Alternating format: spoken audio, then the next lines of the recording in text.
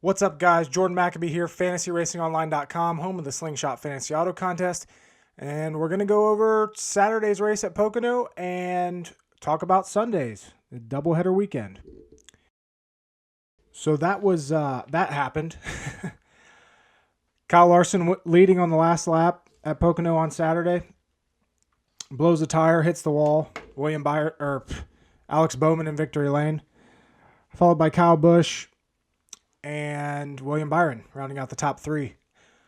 But the moral of the story, or the biggest point, is Kyle Larson should have won again. And what that 5 team is doing right now is ridiculous, and there's really no reason to bet against him. They will have to go to a backup car, as will several other cars from Saturday's race with damage, but the starting lineup doesn't change depending on backup cars. So what happened was the top 20 finishers from Saturday were inverted to get Sunday's starting lineup, and then the guys that finished 21st through 38th are going to start in those positions. So we have Chris Buescher on the pole, Michael McDowell starting second, Martin Truex Jr. third, Christopher Bell fourth, Almirola fifth. As far as, the Slingshot Fantasy Auto Contest goes, there's no reason to pick anybody in the top, at least the top 8. You could make a case for picking Chase Elliott, but even then, it's, there's probably better options out there. So we know the guys right in this range are the best cars. They are the best cars from Saturday. They're going to be the best cars again Sunday. Not much is going to change. The only thing that changes is the initial track position that these guys have. And then, like the no-brainer picks, we got Custer, who's going to start dead last, and he's going to have a backup car, as is Ryan Newman, who's going to start 37th, or officially be starting from 37th. Ross Chastain, who had a top 10 car on Saturday, I think, will start 33rd. DiBenedetto, who made that stupid, they had that penalty, and then he sped as well, so he had 2 pass-through penalties he had to do. He'll start 32nd. I didn't see top 10 upside from him like I did Chastain. But still, probably a mid-teens driver or finisher for DiBenedetto on Sunday. Other guys that are going to backup cars, at least as of this video, so it is 8:30 on Saturday night, and according to Bob Pockris, looks like Kyle Larson will go to a backup car, as will Ryan Preece, Anthony Alfredo, Ross Chastain, Corey LaJoie, Ryan Newman, Cole Custer. There might be another driver or two that gets added to that list before Sunday. I did notice on Twitter that Chase Elliott is not going to a backup car.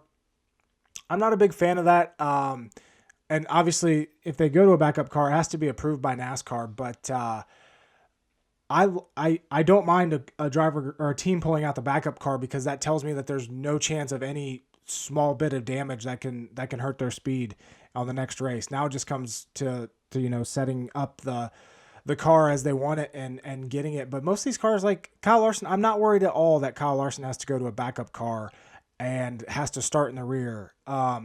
These backup cars are basically, the same cars as the primary cars. So not seeing an issue there. Like I said, we know who should be fast on Sunday. Try not to overthink it. I wrote that in my article. If you read it, try not to overthink this. We know who was fast on Saturday. Same people should be fast on Sunday, give or take some. Like, obviously, Pocono, as you could tell, if you watched the race on Saturday, it all came down to track position. These guys, it's very hard to pass, and Kyle Busch made it very clear after the race that it's very hard to pass. So it comes down to track position. It comes down to pit strategy. So guys like Kevin Harvick didn't get any tires on their what would have been last pit stop before the caution for I'm blanking now. The caution for debris. Yeah, there was a debris caution on lap 107. But that would have been a great strategy for Kevin Harvick and guys like Daniel Suarez who were running in the top 10 at that time to finish better than they actually did. Whereas it helped, guys like Denny Hamlin, Byron, those guys move up a little bit, and definitely Alex Bowman. But so if we look at green flag speed, like I said, track position is so important at Pocono. So The car, Joey Logano led the most laps on Saturday. Actually, no, it was Kyle Busch. Joey Logano led 18 laps. Kyle Busch led 30 laps. It's no surprise that those two had the best green flag speed. They were out front the longest, and then Kyle Larson, he led 16 laps.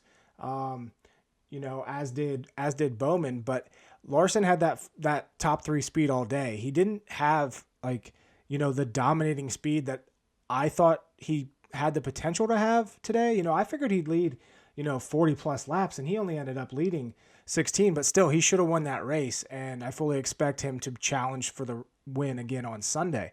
But the same contender, there were no major surprises in this race when it came to who was fast and ultimately who finished up front. Yes, Larson should have finished better. Chastain probably should have, he was a top 10 contender before his day went to hell. But Logano strong, Kyle Busch always strong at Pocono, Larson, William Byron, Kurt Busch. Kurt Busch might have been the kind of the biggest surprise, I guess. He came away with a 6th place finish. He was out front for 12 laps. I thought he had top 10 potential, but finishing 6th, I didn't see Kurt getting quite up there, but he did, partially due to track position late, but that one car was strong all day, and that makes me, even more confident in taking Ross Chastain in the Slingshot game on Sunday. Ryan Blaney, once he finally got track position, he's very strong on restarts, as is Blaney always is, pushing on the restart. He, ended up 5th, and then Bowman up there winning the race. I think we're going to see the same guys, challenge for the win on Sunday as well. There's no reason to think that we won't. It should be the same contenders. Yeah, they're not going to be there early, but it's not going to take long. A couple cautions, a couple restarts, and those guys are going to be up there. And it's a little bit longer race on Sunday. This was on Saturday was 100 or 200 and let me get my numbers right. 325 miles, 130 laps on Saturday. They're going to do 350 miles and 140 laps on Sunday. So a little bit longer race. Gives those guys a little bit more time to get to the front. But once again, it's all going to come down to strategy. And, do you want to pit at early in the stage? Do you want to run it long? It all comes down to that. But in the end, we should have the same guys up front. The Kyle Busches, the Kyle Larsons, William Byron, Denny Hamlin, all top 5 contenders. We should see the same thing on Sunday. So my best piece of advice for Slingshot is just don't overthink this. Yes, there are opportunities to go with risky picks or go with guys that maybe won't be so popular, but at the end of the day, I personally think it is the best strategy for a race like this where there's so much, obvious choices or so many obvious choices is just to roll with it and go on to the next week. Just take the points. You're probably not going to make up too many points. If a driver that's popular and you pick has an issue, yes, you could have avoided him and potentially made up points by going with someone else. But I don't think that risk is very much worth it. So in my article this week, I put my exact lineup that I'm rolling with on Sunday. And I'll go over it right now. I'm going to go Kyle Busch, Denny Hamlin, William Byron, Ross Chastain, Cole Custer. That's it. I could see, maybe going with, if you're going with a build like this, going with Chase Elliott instead of Kyle Busch or instead of Denny Hamlin. But Chase Elliott obviously doesn't have the place differential upside that those two do. And also, like I said, he's not going to a backup car. And I don't really like that because that car was pretty damaged on Saturday. Yeah, they got it back to raceable condition. But Chase was never a top 5 contender, in my opinion. He had some good lap times, but and maybe it's because he didn't have the track position, and that's why I didn't notice it. But when it comes to place differential, there's no reason in my mind. Obviously, Larson would be a great pick if you wanted to roll with him. No issue with that, in my opinion. I would rather go with a build like this, though, of Kyle Busch, Denny Hamlin, William Byron. Because if you go with Larson, you're going to have to jump down and probably grab Ryan Blaney, which obviously, instead of Byron, you could do, Ryan Blaney, Larson and Blaney instead of Kyle Busch and Byron. But I'd rather go Byron, Kyle Busch. That's just me. Larson doesn't have. There's a full 7 positions difference in starting when it comes to Kyle Larson and Kyle Busch on Sunday. So I'll take those extra points or what should be extra points. Even pretty much the only way that I see Larson outscoring Kyle is if he wins, which obviously he probably will. Like, there's no reason to bet against Kyle Larson, but that's going to be my race winner pick. I'm going to throw Kyle Larson in there because the guy's just running out of his mind. But yeah, so my lineup will definitely be, and most weeks I don't do this, but there's going to be no change in my mind at all. Kyle Busch, Denny Hamlin, William Byron, Ross Chastain, Cole Custer.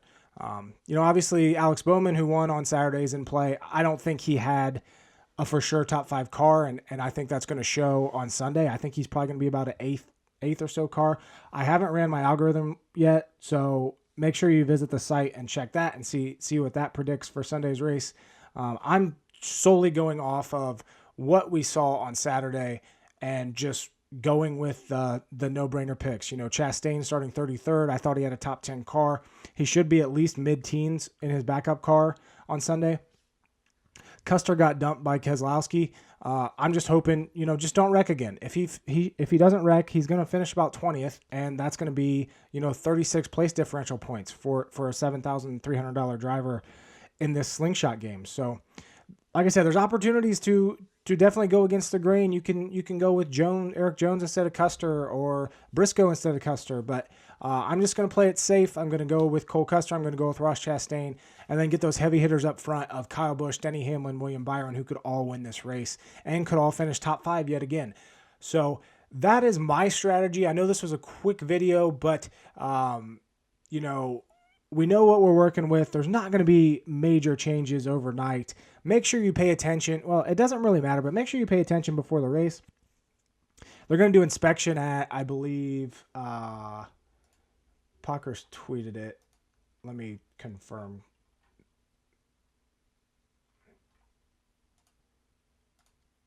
So we got the green flag at approximately 3:49 on Sunday. Weather looks good, 80% chance. And then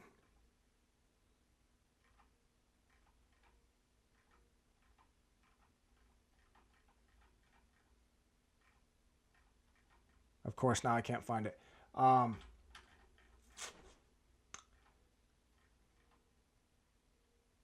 Oh, there we go. Parker said Tech doesn't start until 11:30-ish tomorrow morning. So we're not going to know the cars that fail pre-race inspection until, probably about an hour before the race. But really, it shouldn't make that much of a difference. A lot of the guys are already going to the back because of backup cars, or they're going to do unapproved adjustments if they have damage and stuff like that. So I don't see that being a huge issue. I don't see that swaying my mind with my lineup. There's a 97% chance I'm rolling with Busch, Hamlin, Byron, Chastain, and Custer. Pretty much all it's going to change my mind is if I would want to go off of one of those and hit Larson. But I like Kyle Busch, Hamlin, and Byron too much, even though I do think Larson's going to win. But yeah, like I said, don't overthink this one, guys. Get through it, get the points, and we'll go on to Road America next week. That's my advice. I could be completely wrong. This could turn into a wreck fest, but I don't think it will be. I think we're going to see a very similar race to what we saw on Saturday. Maybe even less, less issues. But we typically see those issues in Pocono races. So good luck. Make sure you get those picks in for the Slingshot contest. Like I said, you can change them from Saturday, but if you don't, your Saturday picks will roll over into Sunday if you forget to make picks. So, good luck. Get those picks in, and we will talk again next week with Road America Actually, we won't, because that's same day qualifying. So, yeah, that sucks. But the race after that, I don't even know what it is. Maybe Atlanta. But yeah, good luck. See ya.